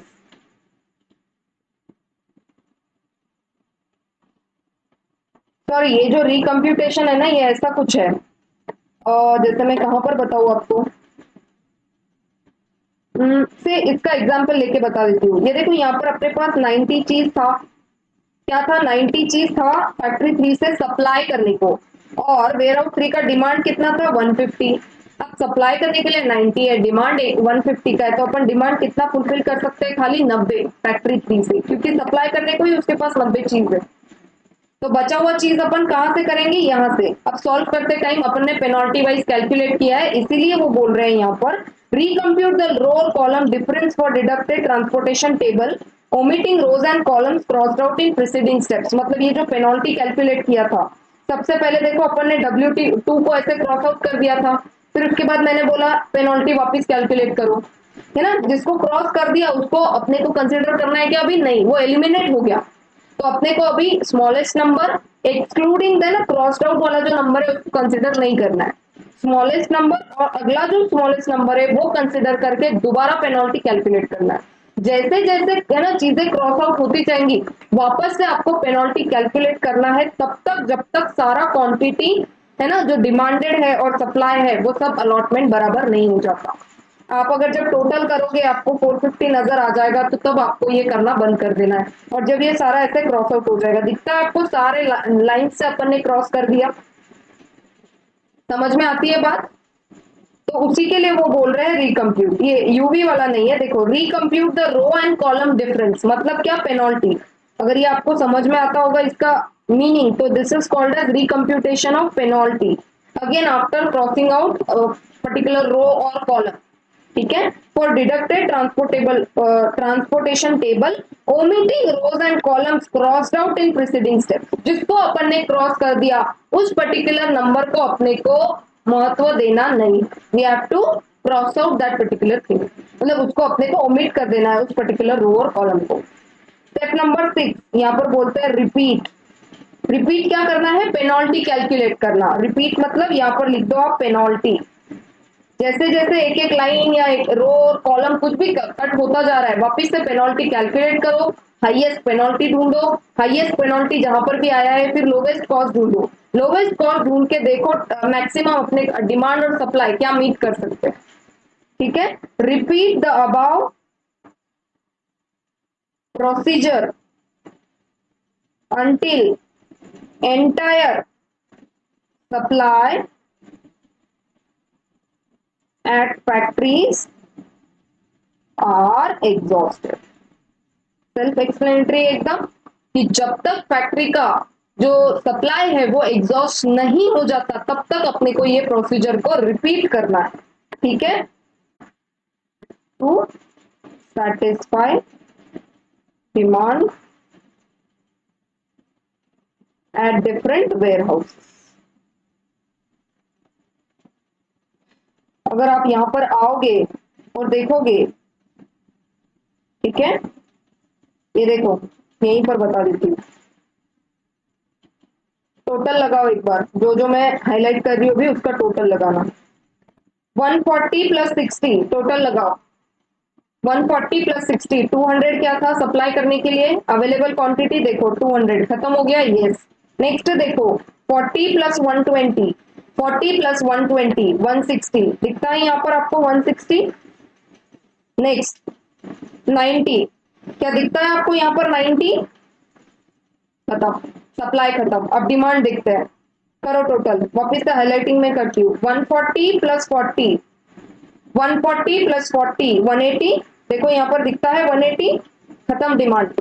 नेक्स्ट 120 बस ये दिखता है आपको 120, कर दो हाईलाइट 120, खत्म डिमांड। नेक्स्ट यहाँ पर कर लगाओ टोटल 60 प्लस 90, 60 प्लस 90 बोलो कितना 150, हो गया सप्लाई पूरा 450 खत्म, डिमांड पूरा 450 खत्म। मतलब अलग अलग फैक्ट्री से अलग अलग वेयर हाउस को जो भी डिमांड उन्होंने की थी उनकी डिमांड अपन ने फुलफिल कर दी according to supply with best possible minimum cost, and minimum cost अपना एंड में आया है 5920। नेक्स्ट स्टेप क्या रहता है अपना, इसमें बाकी की स्टेप्स खा गए ये लोग बुक में आपके, ऑप्टिमैलिटी टेस्ट वगैरह।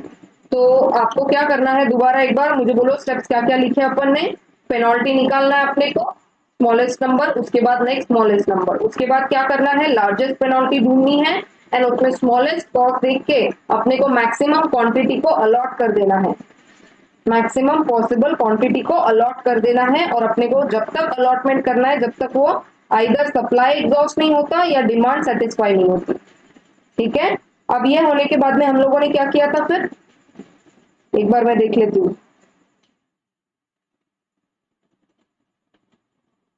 ठीक है।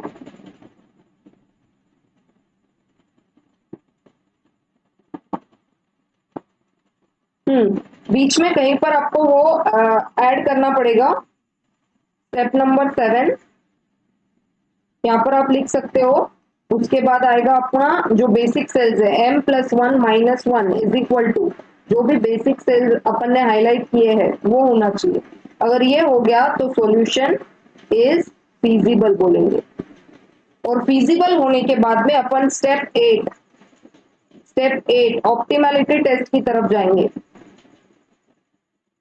ऑप्टिमैलिटी टेस्ट कैसा होता है, यू प्लस यूवी टेबल से, शॉर्ट में लिख दो ऐसा यूवी टेबल। कैसा ऑप्टिमैलिटी टेस्ट होगा, u प्लस वी, और जो उसका टोटल रहेगा u प्लस वी का, it should that should be lesser than और equal to non basic cells. ये बेसिक सेल्स यहाँ पे कवर हो गया सॉल्यूशन फीजिबिलिटी के लिए, और ऑप्टिमैलिटी के लिए u plus we should be lesser than और equal to non basic cells का कॉस्ट, नॉन बेसिक सेल्स का कॉस्ट। अगर ये फुलफिल हो गया तो solution is optimal, solution is optimal. और जैसे ही सॉल्यूशन ऑप्टिमल हो गया, जो भी आपने अलॉटमेंट दिया होगा, मतलब है ना, सप्लाई एंड डिमांड का जो भी क्वांटिटी आपने लिखा होगा, फिर अलॉटमेंट करो। स्टेप 9 इज व्हाट, ट्रांसपोर्टेशन आपको वो बनाना है, ट्रांसपोर्टेशन क्या बोलेंगे जिसको हम, शेड्यूल।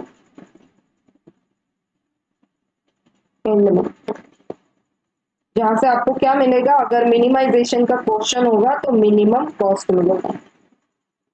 जैसे कि इस वाले इसमें मिनिमम कॉस्ट कितना आ गया आपका 5920, लिखो एग्जांपल 5920। समझ में आती है बात, यूवी टेबल कैसा बनाया बोलो एक बार। जो भी बेसिक सेल्स है सबसे पहले U1 U2 U3 V1 V2 V3 ऐसा लिख लो। U1 शुरुआती 0 से करनी। अब येलो सेल्स देखो, मतलब जहां पर अलॉटमेंट हो चुका, फर्स्ट नंबर क्या है 16, ठीक है, कॉर्नर से शुरू करना एकदम। 16 है। अब U1 के वहां पर तो 0 लिख दिया, B1 के यहाँ पर ऐसा कौन सा नंबर लिखो कि टोटल 16 हो जाए? क्या लिखना पड़ेगा फिर? 0 प्लस 16 इज 16। अब उस पर्टिकुलर आप कॉलम में देखो ना, दूसरा कहीं पे येलो नंबर है क्या? हाँ 14 है, देखो। अब वहां पर B1 के वहां पर तो 16 लिखा हुआ है, अब U2 के सामने क्या लिखो कि टोटल 14 हो जाए? इसलिए -2 लिखा। तो 16 -2 इज 14। नेक्स्ट, अब अपन ने U2 के वहां पर -2 ऑलरेडी लिख दिया है, और अपना नेक्स्ट W2 के वहां पर आप देख सकते हो yellow mark this 8। U2 is -2, तो V2 पे मैं क्या लिखूं कि टोटल 8 हो जाए? इसलिए 10 लिख दिया। 10 -2 इज 8। नेक्स्ट, अभी आप लोग देख सकते हो, तो मैंने क्या कर दिया, V2 पे 10 लिख दिया और U2 पे ऑलरेडी -2 लिखा हुआ है। अब अपने को V3 पे आओ, सॉरी W3 पे आओ। W3 पे क्या लिखा हुआ है? 12, जिसको येलो हाईलाइट किया है हमने। अब U1 इज ऑलरेडी 0, V3 में ऐसा कौन सा नंबर लिखो कि टोटल 12 हो जाए? तो 0 प्लस 12 इज 12। अब नेक्स्ट नंबर इज 16, लास्ट में 16 है येलो हाईलाइटेड, तो ऑलरेडी V3 के वहां पर 12 लिखा हुआ है। U3 पे ऐसा कौन सा नंबर लिखो कि टोटल 16 हो जाए? तो 12 plus 4 is 16।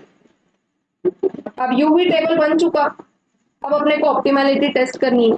Non basic sales को मैंने ब्लू हाईलाइट कर दिया, प्लस रेड पेन से सर्कल कर दिया। वहां से अपने को ये निकालना है, कंडीशन क्या है? u प्लस बी अगर करेंगे तो it should be less than cost. For example अगर मैं लिखती हूँ 20, जहां पर 20 लिखा हुआ है ना, वहां पर देखो ये सर्कल किया है मैंने, तो यहाँ का u is 0, v is 10, 0 plus 10 is 10, 10 is less than 20। Correct है? और हर नॉन बेसिक सेल्स का ऐसा टिक टिक टिक टिक आना चाहिए। दिखता है आपको कितने हैं नॉन बेसिक सेल्स यहाँ पर? 1 2 3 4, बोलो 4 टिक है क्या अपने पास? 1 2 3 4, परफेक्ट है। और अगर ऐसा जैसे ही सारे राइट टिक मार्क आ गए, अपने को जाना है ना, ऐसा लिखना है थोड़ा, solution is optimal and then we have to prepare transportation schedule, जैसा अपन ने ये बनाया है ना। ये देखो F1 से जाएगा W1 में, तो 140 quantity at the rate of 16 respectively, ऐसा अपने को हर जगह लिख के ऐसा सब कुछ शेड्यूल बनाना है। And we have to find out the minimum total cost, that is transportation cost. I hope the question is clear. पिछले 1.5 घंटे से हम लोग सिर्फ डिस्कस कर रहे हैं ट्रांसपोर्टेशन के स्टेप्स एंड क्वेश्चन। मुझे बताओ, इतना छोटा क्वेश्चन लेके we have put in so much of efforts and इतना टाइम एक्सप्लेन करने के लिए, अगर मैं बुक का ही क्वेश्चन ले लेती तो वो डिफिकल्ट हो जाता। आ जाओ एक बार आपके बुक में दिखा देती हूँ।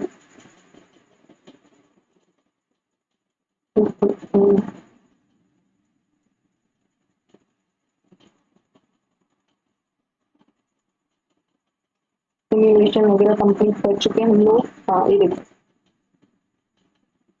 देखो ये यहाँ पर स्टेप्स लिखे हैं, वोगल्स अप्रोक्सीमेशन मेथड, पेज नंबर 113 पे। आप लोग दोबारा पढ़ लेना वो। देखो यहाँ पर आपको क्वेश्चन दिया हुआ है, क्या ट्राई करोगे क्या इसको एक बार? ये देखो यहाँ पर C1 C2 C3 M1 M2 M3, determine optimal economic transportation plan for the company and overall transportation cost in MU। ठीक है, तो आपको ये सॉल्व करना है। देखो कॉस्ट मैट्रिक्स, सप्लाई डिमांड, ये अनबैलेंस्ड क्वेश्चन है। सबसे पहले तो अनबैलेंस सॉल्व मत करना, बैलेंस्ड वाला ही सॉल्व करो। ये देखो penalties, first second third fourth, UV table भी यहीं पे बना दिया इन्होंने, दिखता है क्या आपको ये यहाँ पर? एक सेकेंड में बताती हूँ आपको। ये देखो U1 एंड VJ, ये U1 U2 U3 V1 V2 V3 यहीं पे बना दिया। ये देखो अलॉट, ये ऐसा अलॉटमेंट किया है। ठीक है क्या? ये देखो फिर पेनल्टी, ये पता नहीं इन्होंने कैसे सॉल्व किया है। एंड में देखो इन्होंने एलोकेशन किया है and they have found out पूरा 850 टन 3820। ये देखो m plus n minus 1, 3 plus 4 minus 1 is equal to 6, number of allocated cells 6। मतलब allocated cells भी बेसिक सेल्स होता है, लिख दो यहाँ पर बेसिक सेल्स, और non allocated cells are non basic cells. देखो अनएलोकेटेड सेल, ये देखो यहाँ पर निकाला है उन्होंने, अपॉर्चुनिटी कॉस्ट बोलते हैं देखो इसको। अपॉर्चुनिटी कॉस्ट देखो अपने स्टाइल से निकालो, जो अपन ने सॉल्व किया ना वैसे। तो ये क्या बैलेंस्ड क्वेश्चन, एक आधा कोई बैलेंस्ड क्वेश्चन सॉल्व करो उसमें देखो, या अनबैलेंस्ड होगा तो आपको समझ में आएगा डमी कैसे करना है, थोड़ा ट्राई करके देखो डमी कैसे ऐड करते हैं। ठीक है क्या? मैं भी दोबारा देख लेती हूँ कहीं पे बैलेंस्ड क्वेश्चन है क्या।